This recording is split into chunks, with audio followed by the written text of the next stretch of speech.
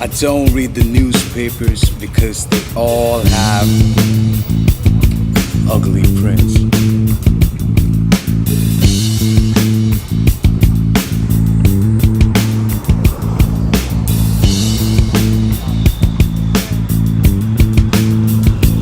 At the starting of the week, the time it talks, you'll hear them speak. It's only Monday.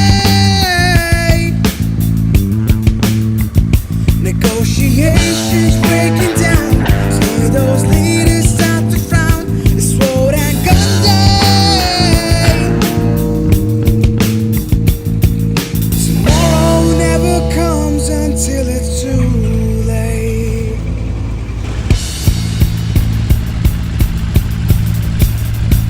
You could be sitting, taking lunch.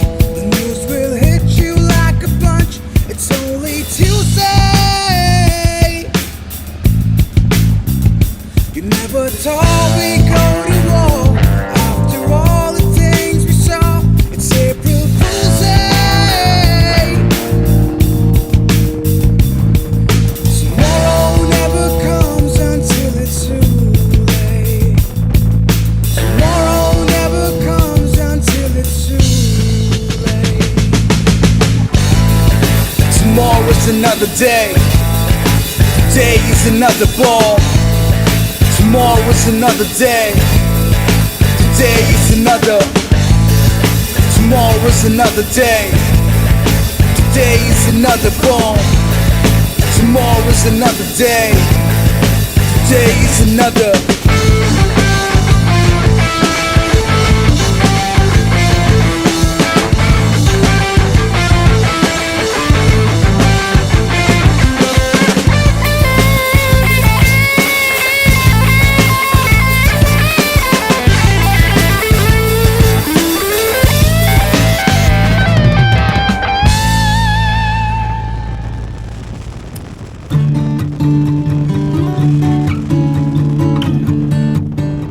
Hampir genap setahun rasanya kali terakhir motor saya ni masuk kembali ke tanah Thai.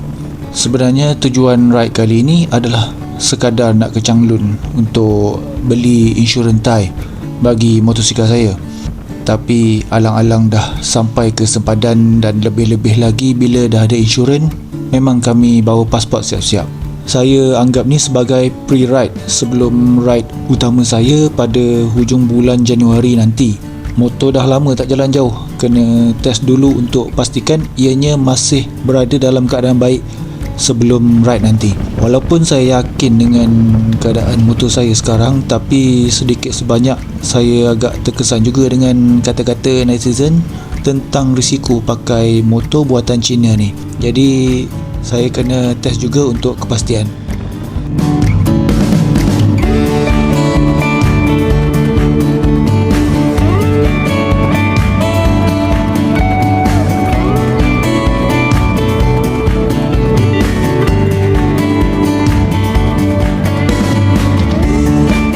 Pada waktu kami sampai, rakan kami May dan R dah ada di Patalong. Jadi saya hubungi mereka untuk berjumpa apabila kami selesai urusan di sempadan. Mereka datang ke Pekan Sadau untuk menyambut kami. Kami bermalam di hotel berhampiran wilayah Patalong. Saya dan isteri teringin pula untuk melawat kedai 7-Eleven yang sedang viral di Patalong. Dah dekat sangat, rasa rugi pula kalau tak singgah. Namun cuaca pada hari ini tidak menyebelahi kami. Matahari tak muncul-muncul. Bulan Januari ini nampaknya angin musim tengkujuh masih belum reda. Tapi tak mengapa. Okey je nama pun rider, mana boleh tak kena hujan.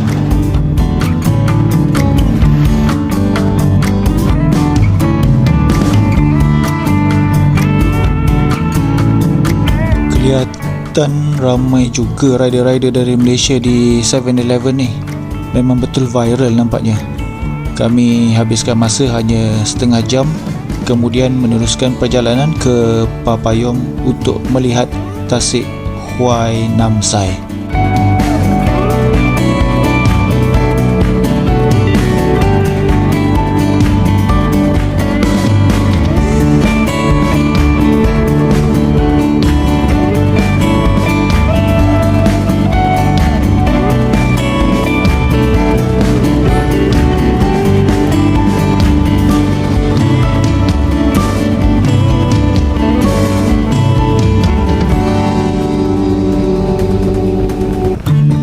Sebelum ni saya hanya mendengar bahawa wilayah Patalong adalah wilayah yang paling banyak menerima hujan, dan pada hari ini nampaknya memang ada benarnya tentang apa yang saya dengar.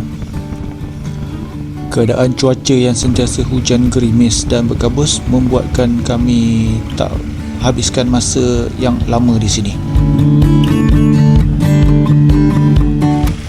Walaupun cuaca hujan, masih kelihatan juga beberapa kenderaan pelancong tempatan yang singgah untuk menikmati pemandangan Tasik Huai Nam Sai ini.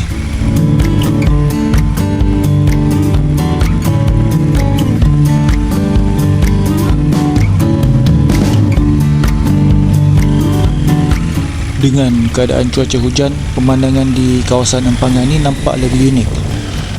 Agak suram namun masih ada ciri-ciri romantik dan tenang.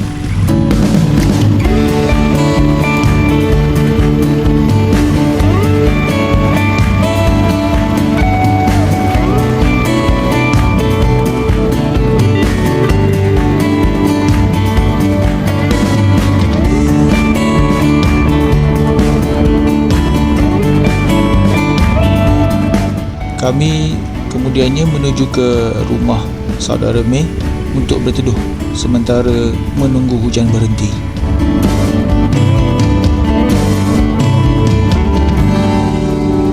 Apabila keadaan cuaca semakin baik, kami menuju ke tempat kami akan bermalam. Hari ini kami menginap di Khao Chai Son Hot Spring Resort di Patalong. Best juga ada bilik bathtub air panas dari hot spring. Rate-nya agak murah, 550 baht sahaja, tapi ada 10 bilik. Jadi kalau weekend memang penuh. Kolam mata air panas Khao Chai Son adalah sejenis kolam air panas mineral yang tidak mengandungi sulfur. Jadi air kolam ni tiada bau belerang, tidak seperti kolam mata air panas lain yang biasa.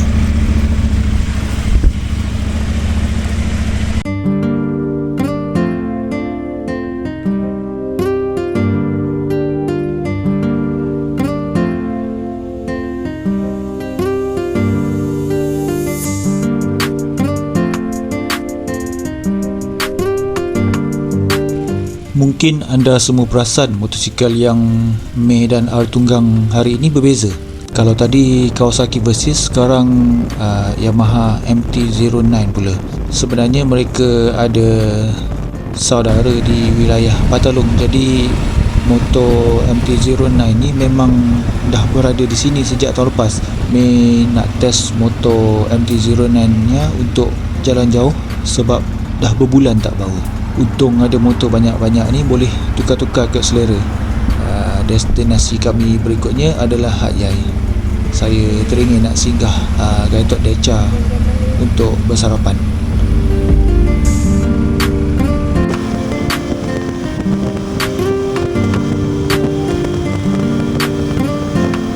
Setelah selesai bersarapan, kami meneruskan perjalanan kami ke Betong pada hari ini dengan menggunakan laluan ke Patani dan Yala.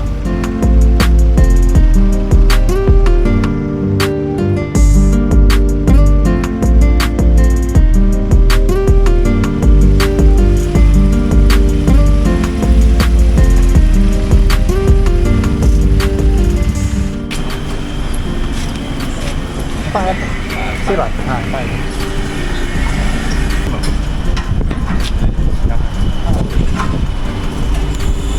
I cannot ride over 120. Yeah. I saw your bike.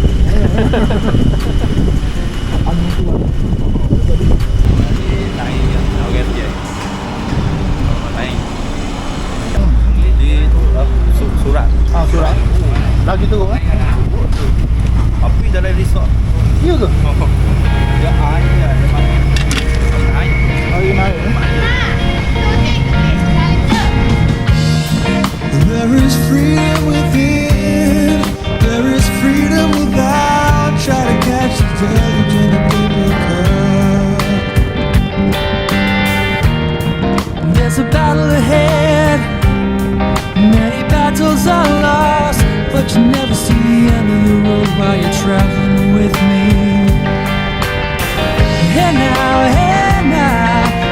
dream it's over. Hey now, when the world comes in, there come to be a war between us. You know they won't win. And now I'm towing my car. There's a hole in the roof. My possessions are causing this suspension to get no proof. In the paper today, tales of war in of ways, but you turn right over to the TV page. Hey now, don't dream it's over. Hey now, when the world comes in, there come to be the war between us. No, they won't win.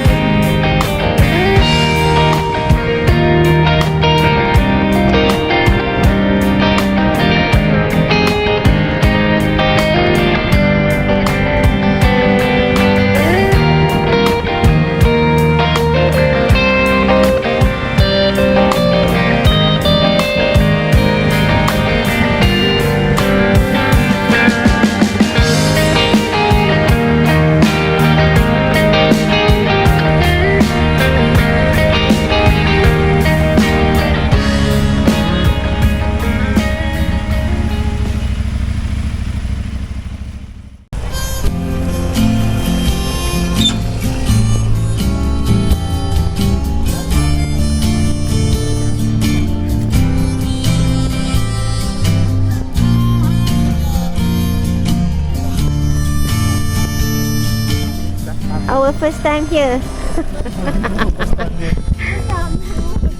Last time, this area not finished. Bila berada di wilayah Patani, kebiasaannya saya akan cuba berbahasa Melayu bila berkomunikasi dengan penduduk tempatan. Ramai yang sedia maklum bahawa masih ramai penduduk di 3 wilayah selatan ni yang masih boleh berbahasa Melayu dengan baik. Jadi saya akan rasa lebih selesa bila berada di wilayah selatan oleh kerana segalanya lebih mudah bila kita dapat berkomunikasi dengan orang tempatan. No, That mountain is for human make. that's a hill. That's hill. The hill there. Human made and then make tunnel. Yes. For what? I don't know. For what? It's just for decoration. Yes, for the, yeah. Definitely that's for decoration only. Because it's a man-made hill. And main hill and main tunnel.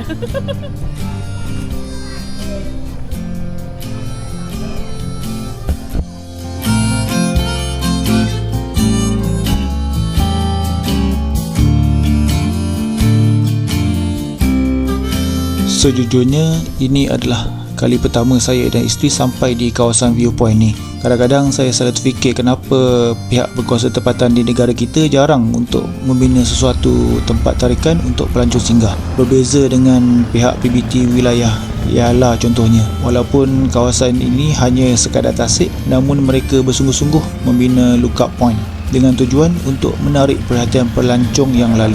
Entahlah, saya tak tahu sangat tentang proses dan prosedur PBT kita tentang pembangunan tempat-tempat tarikan pelancong, jadi saya pun tak nak komen sangat tentang perkara ni.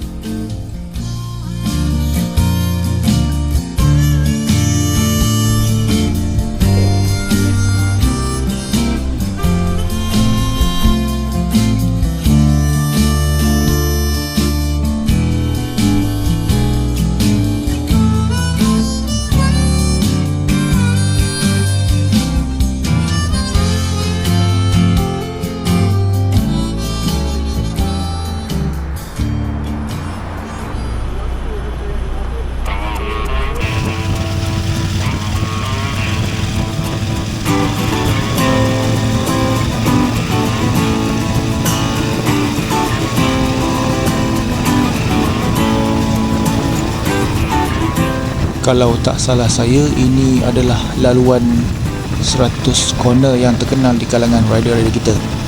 Memang boleh tahan selekohnya sepanjang perjalanan dari Tasik hingga ke Pekan Betong. Keadaan jalan di sepanjang laluan ini boleh dikatakan berada dalam keadaan yang sangat baik. Tambahan pula, kita akan disajikan dengan pemandangan hutan tebal serta udara yang segar.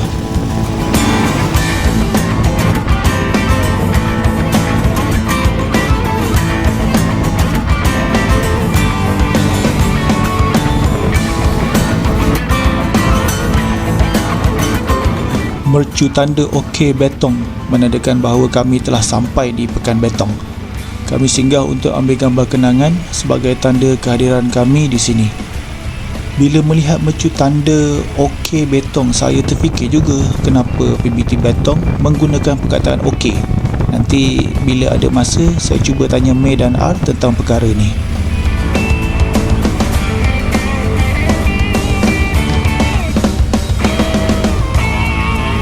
Kami bermalam selama 2 hari di Betong pada kali ini.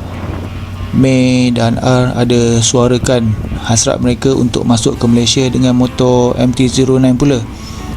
Jadi saya sebagai tuan rumah sangat mengalu-alukan kedatangan mereka ke negara kita dan cuba yang terbaik supaya mereka berasa selamat dan selesa sepanjang trip di Malaysia nanti.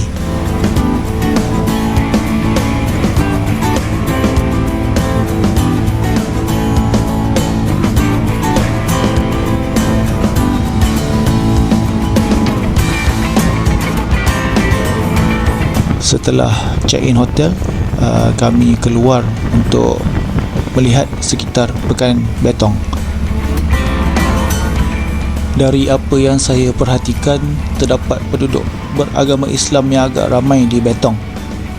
Pada masa kami lalu di kawasan street market, memang banyak peniaga Islam menjual pelbagai jenis makanan.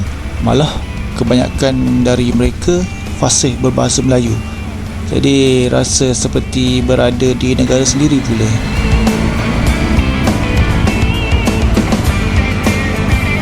Bila melalui terowong Mongkolit ni, saya masih terpegun bila memikirkan kata-kata R dan May tentang bukit di mana terowong ini dibina adalah bukit buatan manusia.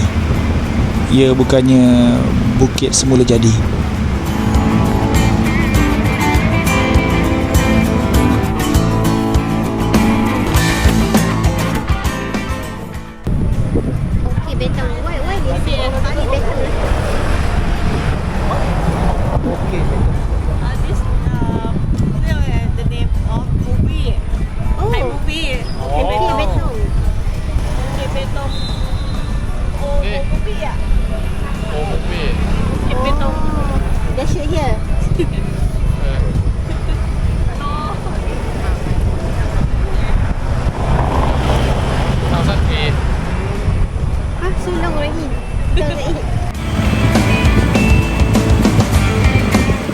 Okey, terjawab sudah persoalan saya tentang asal-usul perkataan OK Betong.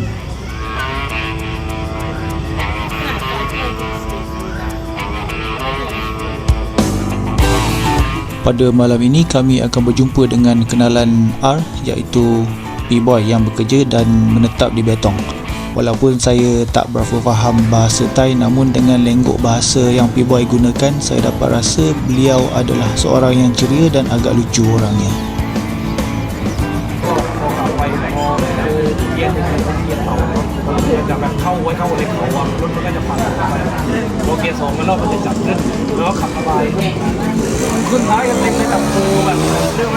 May ก็ถ่ายวิดีโอเนาะมันจะรอดบนเนาะมันจะไหวบนเนาะครับถ่ายวิดีโอเนี่ยมันจะไหวบนเนาะแบบฮามากเลยนะแบบอย่างฮาเนี่ยแบบแต่ละคนเนี่ย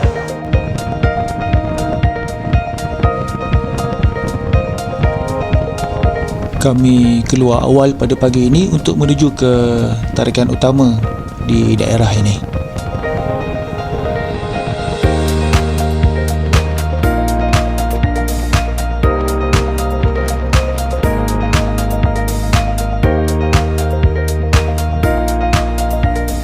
Bila sampai di Betong, memang tidak sah kalau tidak singgah di Ayaweng. Namun pada pagi ni cuaca hujan dan setahu saya andai hujan memang kabus pagi Ai Weng yang terkenal tu takkan kelihatan. Saya pun tak mengharap sangat tapi kami pergi juga. Memang tepat jangkaan saya. Cuaca hujan di Ai Weng dan hanya kelihatan beberapa orang sahaja pelancong pada pagi ini. Mungkin dalam 20 orang pada waktu kami sampai. Tapi suatu perkara positif tentang hujan, tempat ni akan jadi kosong dan kami bebas untuk bergerak cari spot bergambar.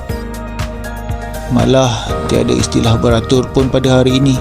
Tak perlu tunggu giliran untuk semua perkara.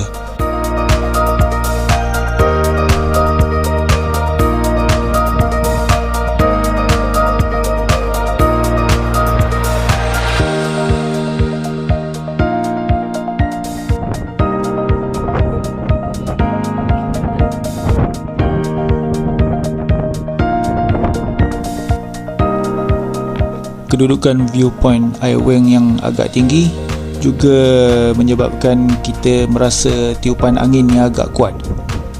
Sejuk. Bila tambah dengan hujan, jadi lebih sejuk dari biasa. Keadaan angin juga menyebabkan hampir terbang topi yang saya pakai pada hari ini. Keadaan cuaca agak kurang memuaskan pada hari kedua kami di Betong. Hujan sepanjang hari, jadi tiada aktiviti sangat selain makan dan makan. Cuma singgah di Betong Hot Spring saja, itu pun pergi dengan kereta P-Boy.